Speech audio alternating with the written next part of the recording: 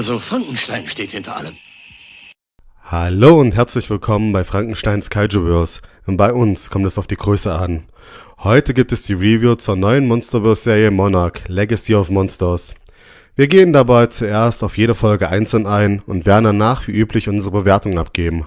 Zu sehen sind Kurt Russell als Lee Shaw, Wade Russell als junger Lee Shaw, Anna Sawai als Kate Render, Ren Watabe als Kentaro Render, Kirsty Lemon als May, Anders Holm als junger Bill Render, Mary Yamamoto als Keiko Render, Joe Tippett als Tim, Eliza Lozowski als Duval, Mireille Taylor als Natalie Verdugo, Christopher Heyerdahl als General Puckett, Takehiro Hira als Hiroshi Render und John Goodman als Bill Render.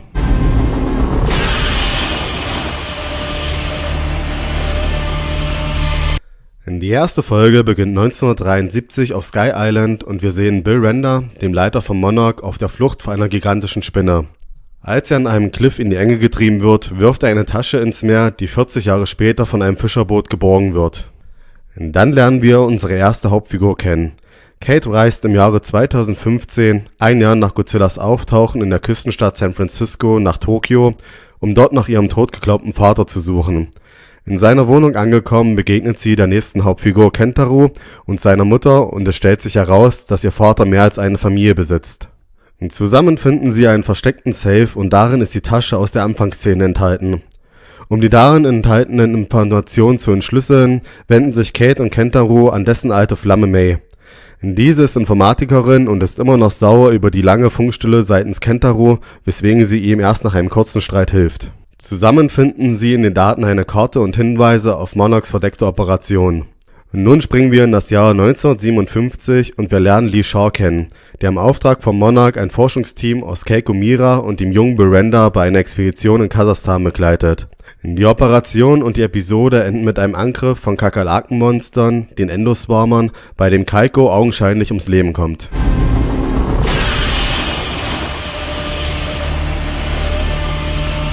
Die Folge startet im Jahr 1952 und nach einer Kneipenschlägerei wird Lee Shaw mit der Eskorte von Dr. Keiko Mira beauftragt und leistet sich bei der ersten Begegnung auf den Philippinen gleich einen dicken Fauxpas. Geprägt vom Weltbild seiner Zeit geht Shaw davon aus, dass es sich bei Mira um einen Mann handeln muss.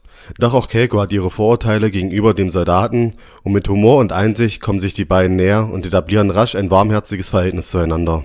Auf ihrem Weg zum Zielort, an dem Mira den Ursprung einer verdächtigen Strahlung vermutet, treffen sie dann auf den Kryptozoologen Bill, der glaubt, dass die Quelle ein Drache sein könnte, da er im Vorfeld mit Einheimischen gesprochen hat. Sie finden mitten im Dschungel das Kriegsschiff USS Lawton, welches Bill kennt. Er war an Bord und als es sank, versuchte er vergeblich den Leuten zu erklären, dass dies kein feindliches Schiff verursacht hat. Kurz danach wird das Schiff angegriffen und sie treffen auf das Fledermaus-Kaiju. Die Begegnung mit dem Iron Dragon schweißt die drei zusammen und bezeichnet den Beginn ihres gemeinsamen Abenteuers. In der Gegenwart von 2015 werden Kate, May und Kentaro von dem Monarch-Agenten Tim und seiner Helferin Duval heimgesucht, aber entwischen den beiden ohne größere Probleme. Dennoch ist ihnen die Organisation auf den Fersen und sie beschließen, den Spuren der Datenkassetten zu folgen. Diese führen sie zu einem gealterten Lee Shaw, der in einem Altersheim seinen Ruhestand genießt und für seine rund 90 Jahre noch immer erstaunlich fit aussieht. Die Halbgeschwister stellen sich dem Colonel als Kate und Kentaro Render vor, was bei Shaw Erinnerungen an ihren Vater Hiroshi weckt und ein wenig Licht in die Familienhistorie bringt. Die Folge endet mit der Erkenntnis, dass es sich bei dem Altenheim um eine von Monarch überwachte Einrichtung handelt, die Shaw mit einer elektrischen Fußfessel tracken. Gemeinsam mit den Halbgeschwistern und May flieht er aus der Einrichtung und sie machen sich auf der Suche nach dem Vater der beiden Halbgeschwister.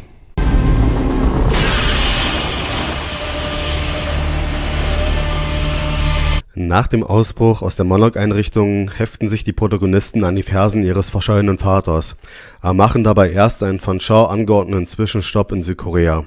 Auf der Fahrt dorthin gibt es ein Gespräch zwischen Kentaro und May, die ihm vorwirft, mit seiner Anfrage, die Monarch-Datenkassetten zu entschlüsseln, ihr Leben zerstört zu haben. Damit liegt die Hackerin zwar nicht ganz falsch, aber wie sich aus ihrer Geheimniskrämerei und den zahlreichen verschiedenen Pässen, die sie mit sich herumschleppt, erahnen lässt, war ihr Leben auch zuvor nicht friedlich. Shaw ernennt sich relativ schnell zum Anführer der Gruppe, was Kentaro und Kate überhaupt nicht gefällt.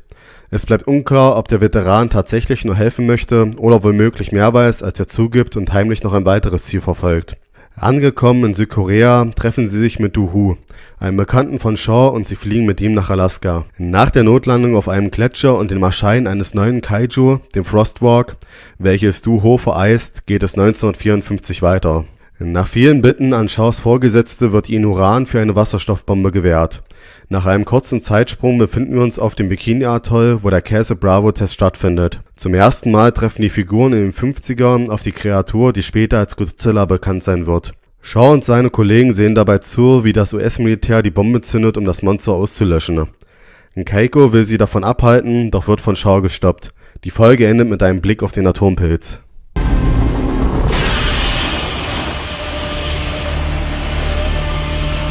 Die Truppe flieht vor dem neuen Kaiju und sie verstecken sich dabei in einer Höhle. In dieser bricht May in das Wasser und sie droht zu erfrieren.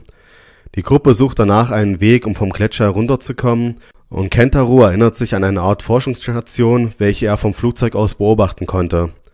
Die Gruppe lehnt seine Idee ab und setzt ihren ursprünglichen Weg zu einem Licht in der Ferne fort, während Kentaro alleine weiterzieht.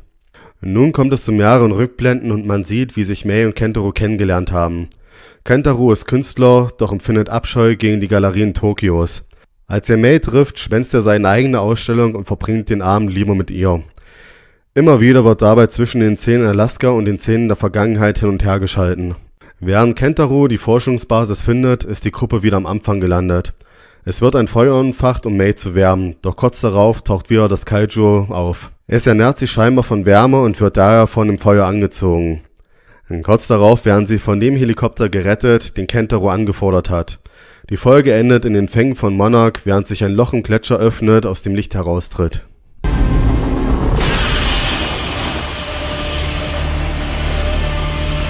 Die Folge beginnt in einem Stützpunkt von Monarch und die Gruppe wird dabei einzeln verhört. Dabei bekommt May eine Visitenkarte von Duval zugesteckt. Doch was genau mit der Gruppe geschehen soll, wissen nicht einmal die Agenten selbst, weshalb alle außer Shaw zum Flughafen von Nome in Alaska gebracht werden. Mit neuen Pässen wollen die Render-Geschwister ihre Reise nach San Francisco antreten, um dort nach weiteren Hinweisen auf den Verbleib ihres Vaters Hiroshi zu suchen. Die wiedergewonnene Freiheit kommt jedoch mit der Gewissheit, nun auf Schritt und Tritt vom Monarch überwacht zu werden. Sie wollen zu Kates Mutter Caroline und mit ihrer Hilfe, sie hat aufgrund ihrer Arbeit Zugang zum zerstörten Teil von San Francisco, weiter zum Büro ihres Vaters. Ihre Mutter, noch immer geschockt von der Tatsache, dass ihr Mann eine Zweitfamilie hat, stimmt schließlich zu, sie in das Gebiet zu schleusen, warnt aber nochmal ihre Tochter, da sie nie eine Therapie wegen den Ereignissen des G-Days gemacht hat. Während sich die Gruppe auf den Weg macht, erfahren wir mehr über Kates Vergangenheit und ihr dramatisches Zusammentreffen mit dem König der Monster. Erinnert an die Ereignisse des G-Days, geht sie ein wenig in sich und erkennt Parallelen zwischen dem Verhalten ihres Vaters und ihrer eigenen Angewohnheit, Menschen zu verlassen und zu verletzen, die ihr nahestehen. Nach mehreren Beinahe-Festnahmen schaffen sie es zum Büro und nach etwas Grübelei erkennen sie eine Karte und glauben zu wissen, wo sich ihr Vater als nächstes aufhalten wird.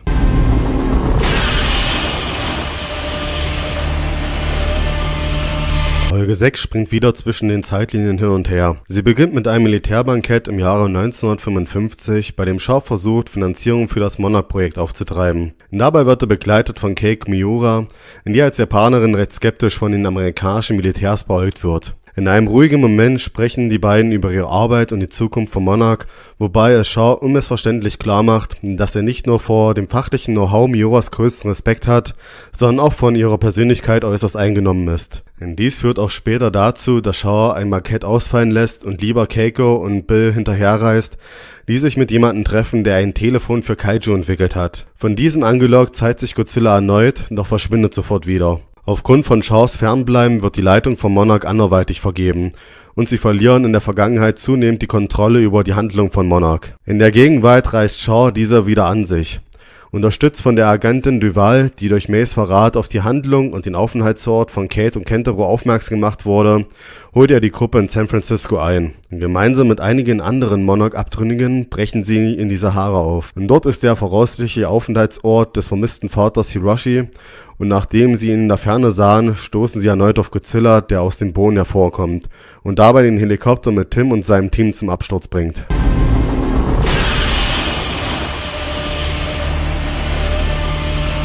Tim hat diesen Crash überlebt, doch der Fokus fällt dann schnell auf die Hackerin May. Nachdem sie zurück auf einem Flughafen sind und sich fragen, wie Monarch sie finden konnte, gesteht May ihm, dass sie verraten hat. Kurz danach wird sie entführt und Kate und Kentaro machen sich zu ihrer Rettung auf. Doch zuvor treffen sie auf Tim. Dieser weiß durch das Verhör, wo ihre Familie wohnt, und will sie nur unterstützen, um an Informationen über ihren Vater zu kommen. Währenddessen hat Shaw zusammen mit Duval die Kontrolle über den Monarch-Außenposten in Alaska übernommen. Danach sehen wir die Hintergrundgeschichte von May, die in Wirklichkeit Cora heißt. Sie war eine kompetente Hackerin und hat sich während eines Abendessens von einer Konzernchefin rekrutieren lassen. Nach ein paar Monaten hatte sie, aufgrund von aus ihrer Sicht gebrochenen Versprechungen, die Datenbank des Konzerns gehackt, um zu sehen, was sie eigentlich macht. Da der Konzern Tierversuche durchführt, beschließt sie, alle Daten zu zerstören.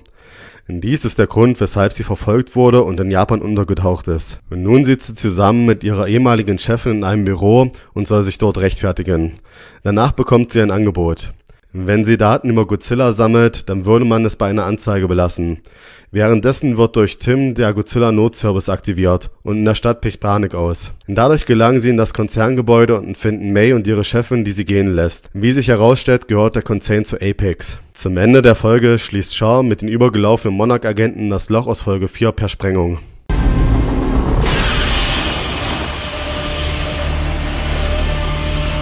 Shaw und sein Team aus rebellischen Ex-Monarch-Agenten befindet sich auf dem Weg nach Kasachstan.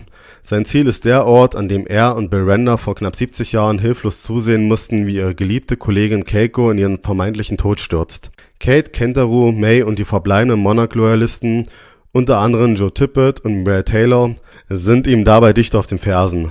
Randa sieht im Halbschlaf einer Ameise zu, die ihm zu einem Durchbruch in seiner Monsterforschung führt. Er besucht Miura, um ihr die frohe Botschaft zu überbringen, und stößt dabei auf ein kleines Geheimnis, das seine Kollegin bisher vor ihm und Shaw versteckt hielt, und unser Wissen über die Figuren und die Zusammenhänge zwischen den Zeitlinien noch einmal komplett auf den Kopf stellt. Sie hat einen Sohn namens Hiroshi. Zurück in der Gegenwart treffen beide Fronten vor einem weiteren Loch aufeinander.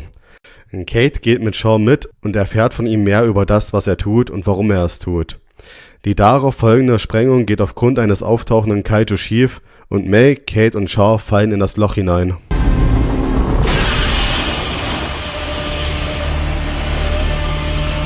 Nach dem Fall in der letzten Folge finden sich Shaw und May in der Welt der Titanen wieder, die sich im Mittelpunkt unserer hohlen Erde befindet. Von Kate fehlt erstmal jede Spur, weshalb sich die beiden auf die Suche nach ihm machen. An der Planetenoberfläche gelten die 3 Verschollenen allesamt als tot und der verletzte Kentaro wird daher von Monarch angehalten, in sein ziviles Leben zurückzukehren. Ein Vorsatz, der allerdings nicht lange anhält und ihn zum ersten Mal seit langer Zeit direkt mit seinem Vater Hiroshi zusammenführt. Während Shaw May anfängt alles zu erklären, wird uns in Flashbacks gezeigt, wie Shaw durch ein Monarch-Experiment bereits 1962 in der Hohlerde landete und welchen Preis er und sein Team dafür bezahlen mussten. So starb sein Team während der Expedition und als er es zurückschaffte, musste er feststellen, dass 20 Jahre vergangen sind. Auch wenn es für ihn nur ein paar Tage waren. Von Monarch und auch Hiroshi als verrückt abgestempelt, wird er in das Heim gebracht, aus welchem er zum Anfang geflohen war. Derweil wird von Monarch ein Gammasignal empfangen und Tim sieht das als Beweis, dass die Verschollenen noch leben. Da allerdings größte Gefahr droht, wird es ignoriert und das ist der Anlass, weshalb er Monarch verlässt und zusammen mit Kentaro und Hiroshi sich Apex anschließt. Kate trifft derweil auf Schweinzilla und wird von Keiko gerettet. Sie wurde damals nicht gefressen, sondern mit in die Hohlerde gerissen.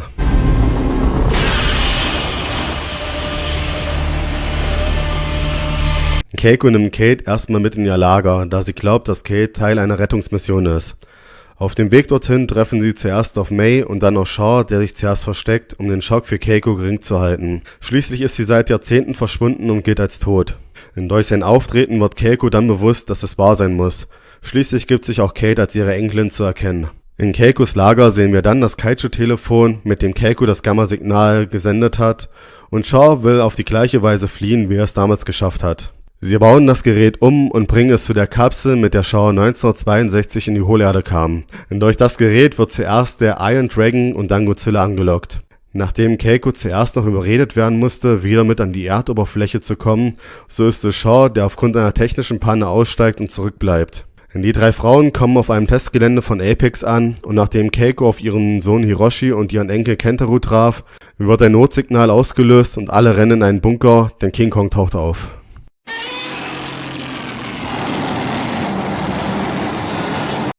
Hallo, Nun zu meiner Bewertung. Die Handlung spielt zwischen mehreren Jahrzehnten und ist eigentlich gut erzählt. Jedoch wird die Organisation Monarch wie in einem James Bond oder Jason Bourne Film behandelt. Ich hätte mir gewünscht, mehr Wissenschaft zu sehen, allgemein mehr über die Titanen zu erfahren.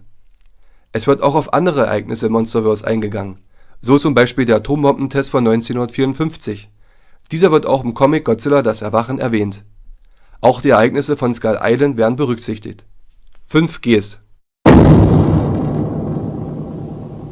Die Serie ist auf dem gewohnten Stand einer Hollywood-Produktion.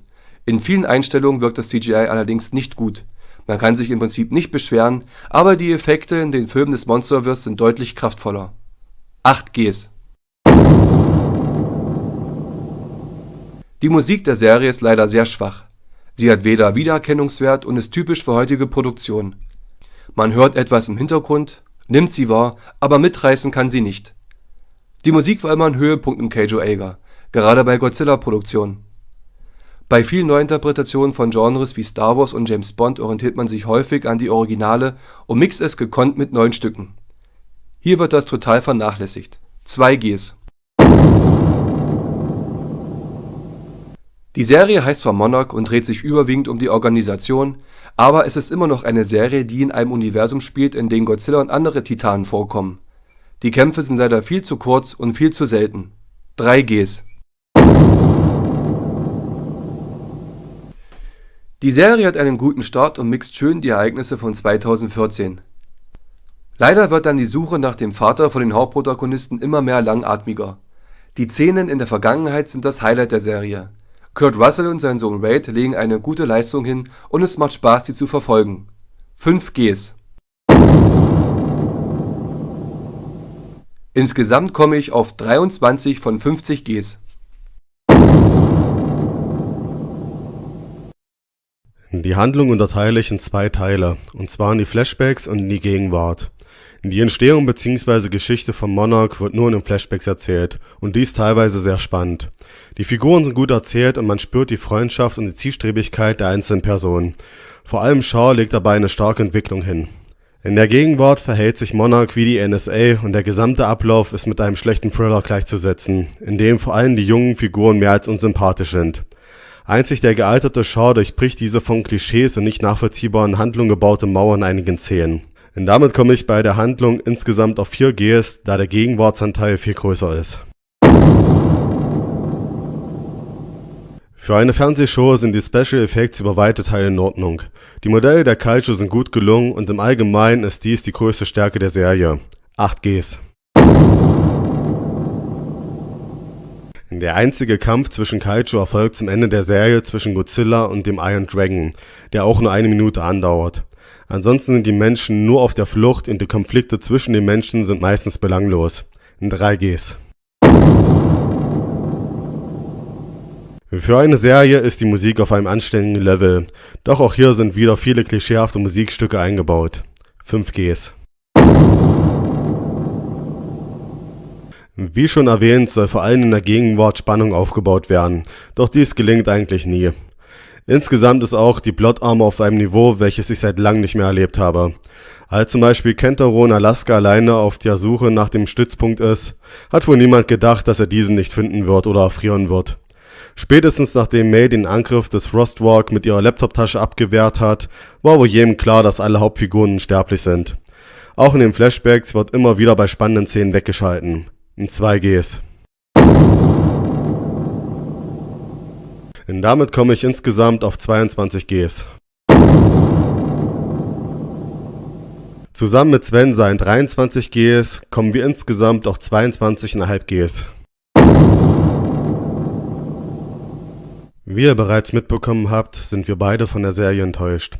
Und das liegt nicht einmal daran, dass es zu wenig Auftritte von Kaiju gibt, sondern daran, dass die Serie voller Klischees und unsympathischen Figuren ist. Das beste Beispiel dafür ist May. Diese ist zu allen Menschen unfreundlich und das sogar zu Personen, die nichts für ihre Situation können, so zum Beispiel der Mitarbeiterin am Flughafen. Dazu kommt, dass sie immer einen dummen Spruch parat hat und der Höhepunkt ist, dass sie Kentaro und Kate vorwirft, dass sie ihr Leben zerstört haben, obwohl sie dies schon vorher sehr gut geschafft hat und deswegen nach Japan fliehen musste. Denn dazu kommen die nicht nachvollziehbaren Handlungen der Figuren. So kennt Kate May erst seit ein paar Tagen und in dieser Zeit bekommt sie nur Vorwürfe zu hören und wird sogar von ihr verraten. Dennoch muss sie unbedingt nach Seattle, um May zu retten. Wer von uns würde so reagieren? Vor allem nachdem nur ein paar Tage zuvor Kentaro praktisch seinem Tod überlassen wurde, als die Gruppe nicht mit ihm nach dem von ihnen entdeckten Stützpunkt suchen wollte. Auch die Blood Armor ist nicht nachvollziehbar. Der Frostwalk vereist Do-Ho, obwohl dieser, sowie der Pilot des anderen Flugzeuges, von der Außenhülle des Flugzeuges geschützt ist. Doch bei May reicht es, wenn sie mit bloßen Händen ihre Laptoptasche nach vorne hält. Die Serie ist wirklich nur für Leute geeignet, die über jeden neuen Content froh sind. Vor allem da Monarch bisher als Bindeglied zwischen Titanen und Menschen aufgetreten ist, so wird die Organisation nur zur skrupellosen Geheimgesellschaft. Gerade wenn Serizawas Opfer in King of the Monsters betrachtet wird, so hatte bisher wohl jeder ein anderes Bild von Monarch vor Augen. Es war Frankenstein.